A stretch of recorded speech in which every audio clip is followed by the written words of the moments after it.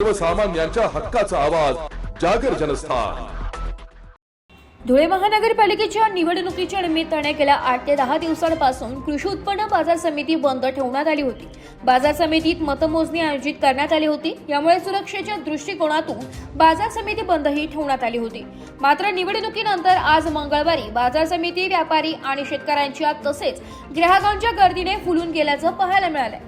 बाजार समितीत भाज्यांची आवक मोठ्या प्रमाणावर झाली असून भाज्यांचे भाव देखील थंडीमुळे वाढल्याचं यावेळी सांगण्यात आलं।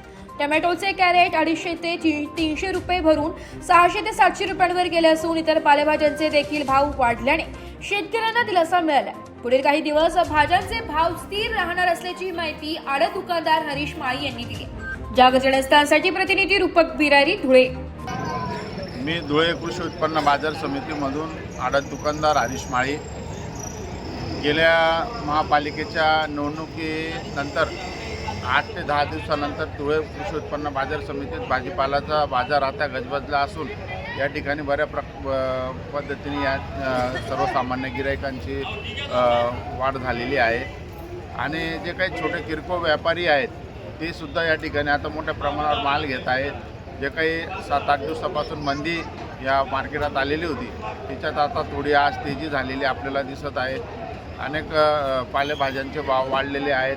टमाट्याचं कॅरेट 250-300 रुपये जात होतं ते 600 रुपयापर्यंत आज विकलं गेलेलं आहे। तसेच कोथिंबीरचा भाव वाढला आहे। कांद्याची पात, वांगे सर्व या ठिकाणी भाव वाढलेले आहेत आणि अशीच परिस्थिती जोपर्यंत थंडी आहे फेब्रुवारीपर्यंत तर भाजीपाल्याचे रेट असेच टिकून राहतील किंवा याहीपेक्षा वाढण्याची दाट शक्यता आहे आणि भाव वाढले त्यामुळे शेतकऱ्यांचा या ठिकाणी फायदा होतो। शेतकरीसुद्धा समाधानी आहे।